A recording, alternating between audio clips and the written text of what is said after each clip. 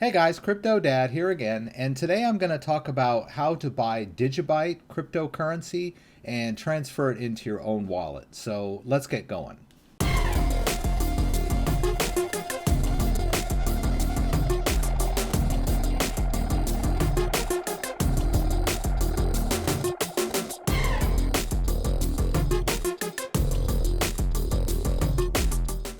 So in one of my live streams, one of my viewers asked me about Digibyte and could I do a video on Digibyte. So I looked into it, looked kind of interesting. So I bought a little bit, and I'm going to show you what it is, what it's about, how to download the wallet, and how to transfer and maybe buy a little bit.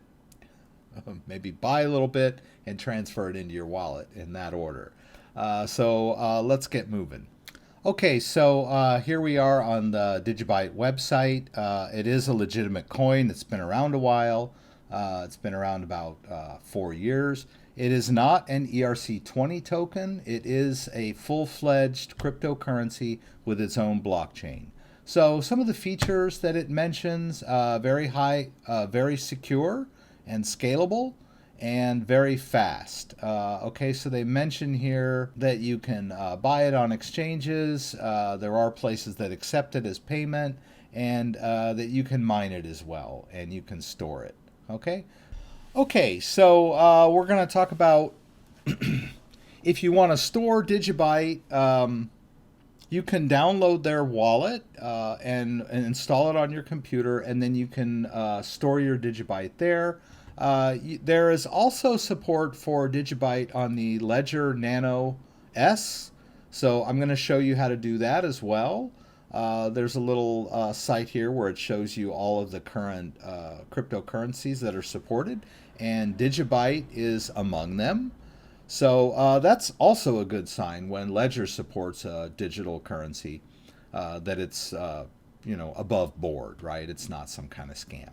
So let's go back over to the Digibyte website and we'll download their wallet for Windows. So we'll just click here.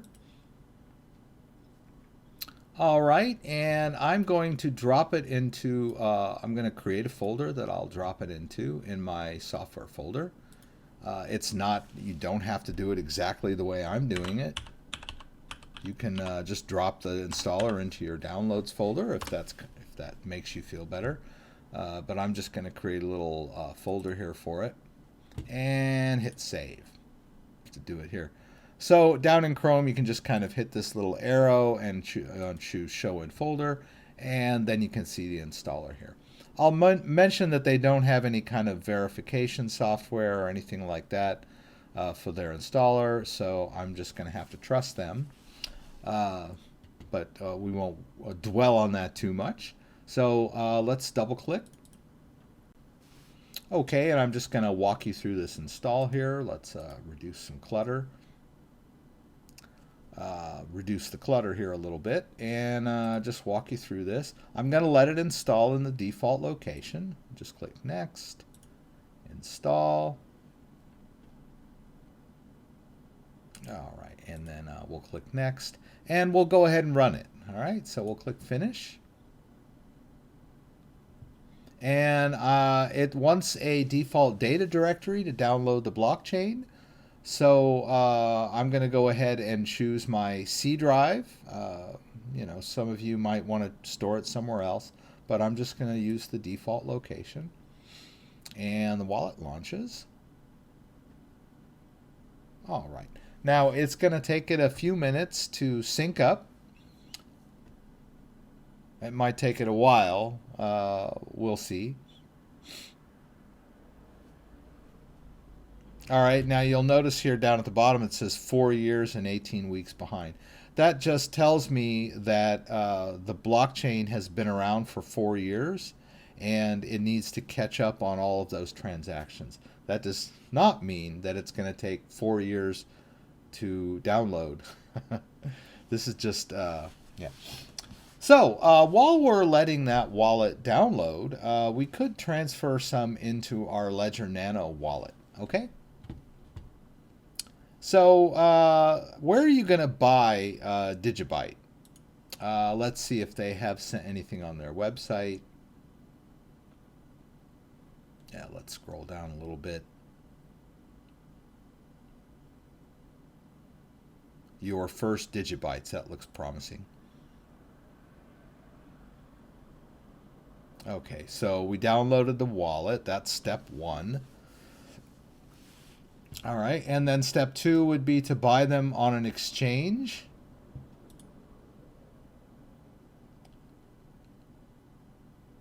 All right, and they mentioned that the 2 big exchanges are Poloniex and Bittrex. These are top tier exchanges, and I do have a Bittrex account, so I'm going to show you that here. So you'll notice over here on Bittrex that I have some Digibyte in my Digibyte wallet. All right, if you don't have any Digibyte, then you'll need to purchase some. So if you go over here and check out the Digibyte market, you can purchase Digibyte with Bitcoin or Ethereum. So if you're interested in buying a little bit of Digibyte, you're going to need to fund your account on Bittrex, and I've got quite a few videos on how this works. Basically, most people start with Coinbase, and from there you can purchase Bitcoin and then or Ethereum, and then you can transfer it into your Bittrex account. And once you have Bitcoin or Ethereum in your Bittrex account, you are able to fund purchases of other cryptocurrencies. So that's basically it in a nutshell. So at this point, I'm just going to assume that we've got some Digibyte, which we do. And when you go to wallets, you'll see whatever cryptocurrencies that you own that you have on the exchange, and you can see your available balance, and you've got these little icons over here for deposits and withdrawals. And then today we're going to withdraw. So I'm going to connect my Ledger Nano S. All right, I'm going to connect this to my computer, and I'm going to get started with that. First of all, I'm going to enter my PIN. Okay, and so you'll notice here, if you look at my Ledger Nano S, that I do not have Digibyte on here yet. I've got a few of the cryptocurrencies on here, but I do not have Digibyte. All right, so I need to add Digibyte support to my Ledger Nano S. So we'll go back over here. We need to go to the Ledger Manager app.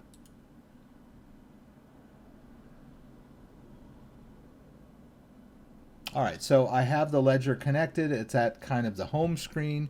So we'll just scroll on down here to Digibyte and click this little green arrow to download and install Digibyte on this Ledger. Now, whenever you run and install, the Ledger wants you to confirm. So I'm just going to click that or tap that button there, press that button, whatever you want to do. And you'll notice there that it does a little processing, and boom. Let's go over here to Digibyte, and we got it on there. Now, don't just jump into Digibyte yet, because you're still running the Ledger Nano Manager. All right, you need to quit that manager. All right, we quit the manager. And now we can run, what we're going to run is the Ledger Wallet Bitcoin. The Ledger Wallet Bitcoin handles all of the altcoins. All right. So before we do that, though, let's go ahead and enter Digibyte by pressing both buttons. And we're in the Digibyte app. Okay. So once we're in the app on the Ledger, we can launch the Ledger Wallet Bitcoin.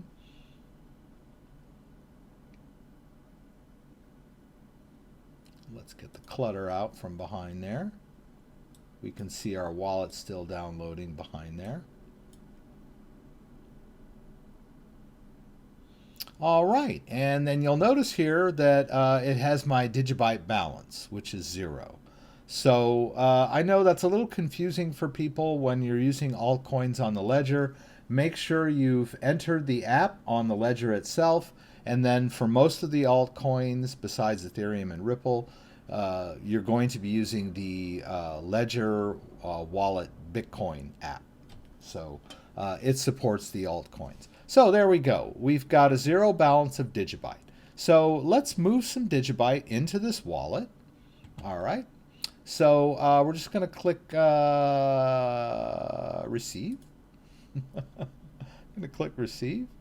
All right. And then we click this little, this is sort of a fix to a problem that the Ledger Nano was never hacked, but sometimes people were downloading malware that were affecting their apps.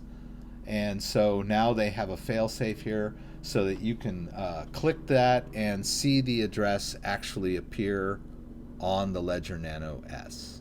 All right. And then you can just confirm that that is the address that's showing on the screen so that you know that you are transferring your Digibyte into the correct wallet. All right. So I can scan the QR code, but in this case, I'm just going to do a copy of the address. All right. And then I can just click the check mark on there to get rid of that.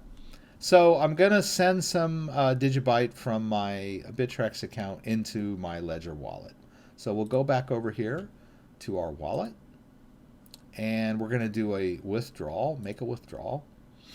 And let's see, I've got 1,200. Let's do 500. I'm going to have to pay a little bit of Digibyte as a transaction fee, but not too much. I'm not too worried about it. I'm going to do 200.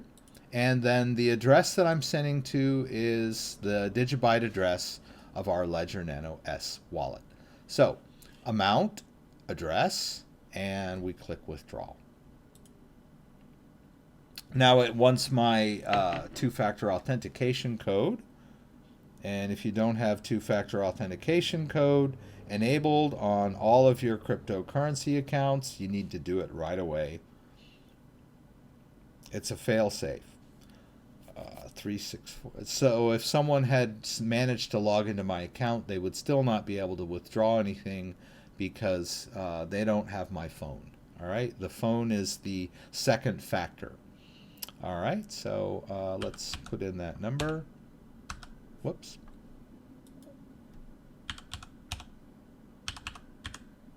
All right. I put that in there and then I can click withdraw. All right. And so then I get a little message that says the withdrawal was submitted. And we can go in Bittrex, we can go over here to, here we go, pending withdrawals. So there you go. You can see that I've authorized the withdrawal of the Digibyte. Now let's go back over here to our Ledger Nano app and just wait. Let's hit refresh and see how long it takes. It might take a few minutes.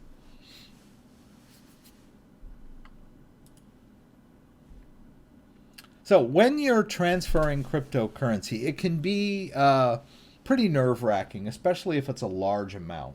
My advice is whenever you do any kind of transfer from an exchange to a wallet, from an exchange to a different exchange, always start with a small amount. All right, don't just jump in there and transfer your life savings in one fell swoop.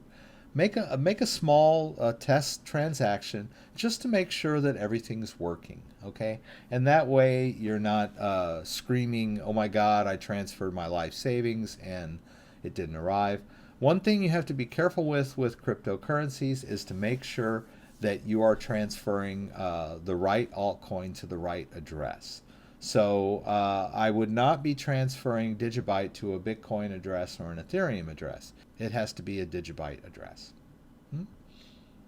All right, so we can sort of look here on the status. We can refresh a little bit.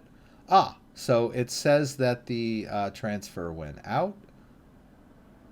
Or did it? Let's look at withdrawal history. and it says that I transferred the 200 Digibyte and it was complete.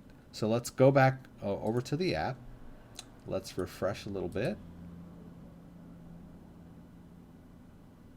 And boom, there we go. So the Digibyte is now on my Ledger Nano S wallet. And I got most of it, right? 199.8. And so that is a safe and secure place to store your Digibyte cryptocurrency tokens.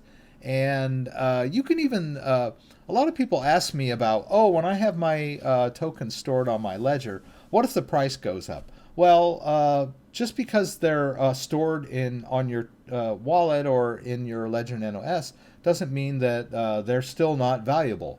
So if the price goes up and I want to sell my Digibyte or buy something with my Digibyte, then I can use send. I can send it back to the exchange if I want to, or I can send it to a vendor that accepts Digibyte. It's pretty simple. Let's take a look and see how our wallet is doing over here. It looks like it's going to take quite a while to sync up, but we can do a receive while we're waiting. We'll just hide this. All right, and let's get rid of the clutter here. We can send Digibyte over to this wallet even while we're waiting for it to sync. And that's fine. It's going to get there.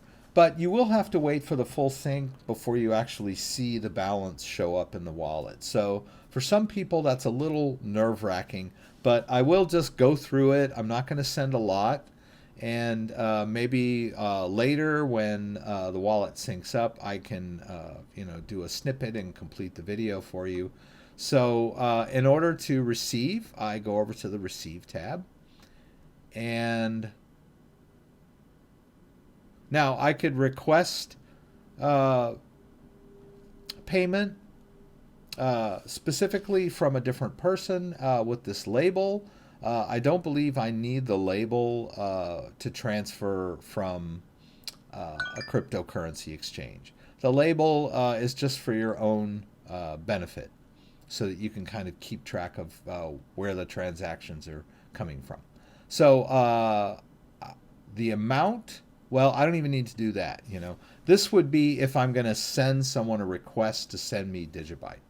But we'll use the same interface for requesting payment from ourselves. So we just hit that, and we get the Digibyte address of this particular wallet. And there's a little button down here that allows me to copy that address into my clipboard. And then we can go back over to our Bittrex account. And we'll go back up here to Digibyte and do another withdrawal. And this time we're going to withdraw to the address that we just copied from our Digibyte desktop wallet. All right. And I'm going to send another 200. Right. And we'll click withdrawal again. And it wants my two-factor authentication code again. Not the same one as before. These codes get updated periodically by your Google Authenticator. You'll put in the current one. If I can find it here. Here we go. All right. And then you click withdrawal. And boom, the withdrawal is submitted. And we can go again to pending.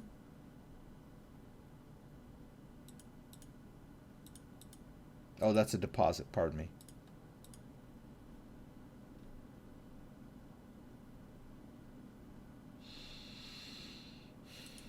Okay, there we go. So we can see the pending withdrawal in our Digibyte wallet on Bittrex. It's telling us that the withdrawal has been authorized.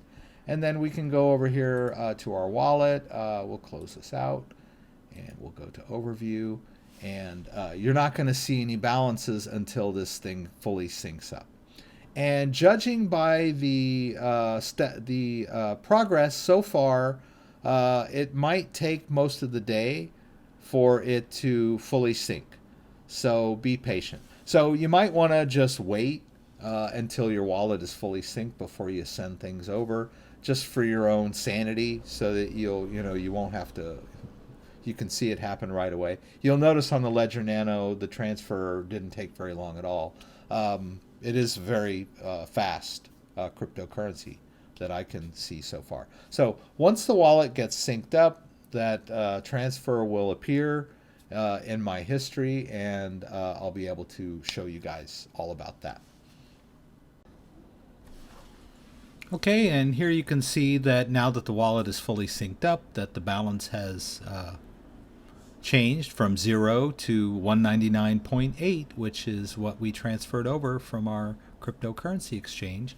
And you can see the date of the transaction down here. So that's all there is to it. All right, so that's it in a nutshell. That's all about Digibyte, how you buy it, how you transfer it, and I wish you the best of luck. So before I close, I'd like to remind you that I do have a live feed on Friday nights. I call it the live Q&A from LA. We do it every Friday night at 6 p.m. Pacific Standard Time. So Crypto Daughter will be joining me, and it'll be a lot of fun. I'm going to field questions. So if you got the time and the inclination, please join me. So I hope you enjoyed this video. If you liked the video, give me a thumbs up. If you'd like to subscribe to my channel, I would appreciate it. When you do so, there's a little bell that will allow you to be notified whenever I post a new video. So once again, thanks for joining me, and hope to see you again soon.